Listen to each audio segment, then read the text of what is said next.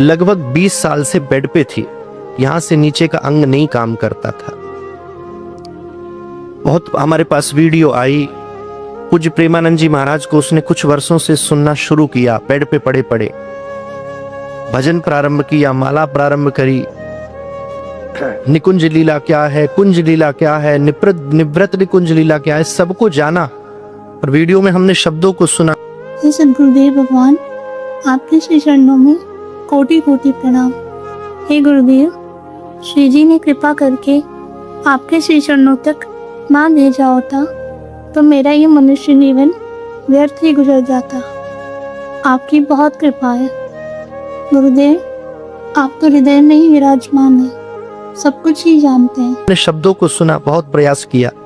पूज्य महाराज जी का दर्शन उसको नहीं मिल पाए। परसों रात्रि में उसका शरीर शांत हुआ और ये राजस्थान प्रतापगढ़ की भूमि से आप पधारे हैं। और अंतिम इच्छा उसने यही करी कि मृत्यु के बाद ही कम से कम पूज्य महाराज जी की दृष्टि मेरे शरीर पर पड़ जाए और मेरा अंतिम संस्कार श्री धाम वृंदावन में हो। हमारे पास सूचना आई कल सुबह। हमारी धर्मपत्नी ने फोन आ गया 3 बजे। उन्होंने हमें 5 बजे बताया कि ऐसे ऐसे शरीर पूरा हो गया है, वृंदावन आ रहे हैं। मैंने कहा ठीक है, आने दो, 10, 12, 20 घंटे लगेंगे। रात्रि में 8 बजे ये पधारे पूरे परिवार के साथ। बहुत प्रयास किया। अर्जुन भैया पिछले 3 वर्षों से महाराज जी की सेवा में रहते हैं, पूज्य श्री प्रेमानंद जी महाराज। ये आए, रात्रि भर जगते रहे और सारी व्यवस्था हो गई। बाबा से बात हो गई, जो सेवक रहते हैं, कि महाराज जी जब मार्ग पे 2 बजे निकलेंगे तो दृष्टि डाल देंगे, एम्बुलेंस से बाहर निकाला जाएगा। हम लोग 12 बजे से खड़े हो गए एम्बुलेंस लेकर के। और ठीक 2 बजे जो महाराज जी का आने का समय हुआ, तभी घोषणा हुई। पांडे जी भी इस बात के गवाह हैं, आप सब भी थे, कि पूज्य महाराज श्री का स्वास्थ्य बिगड़ गया और आज महाराज जी नहीं आएंगे। ये कल की घटना है, आज महाराज जी नहीं आएंगे। हमें विश्वास नहीं हुआ। हमने सोचा शायद भीड़ कम करने के लिए ऐसा हो रहा है। हम लोग और रुके, 2:30 बजे तक रुके, महाराज जी नहीं आए। सब श्रद्धालु लौट गए। फिर भी मन नहीं माना तो महाराज जी के निवास के बाहर हम पहुंचे, कृष्णा शरणम। तो वहां भी पट उस समय बंद किया जा रहा था। बार बार माइक पे घोषणा हो रही थी, आप सब चले जाएं। एम्बुलेंस को वहीं खड़ा किया। मैंने कहा जब निकलेंगे, जब देख लेंगे। उम्मीद सारी बंद हो गई। मैं वापस आया, इनका फोन आया थोड़ी देर के बाद कि हम कैली कुंज लेकर जा रहे हैं। मैंने कहा ठीक है, ले जाओ। वहां ले गए तो महाराज जी वहां भी नहीं थे, क्योंकि महाराज जी बीमार हो गए।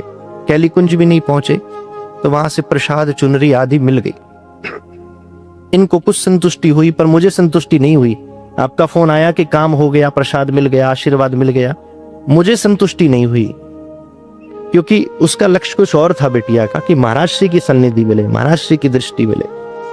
सारी उम्मीदों पे पानी फिरा और सुबह 6 बजे मोक्ष धाम यमुना जी की ओर एम्बुलेंस ने प्रस्थान किया, आज सुबह 6 बजे।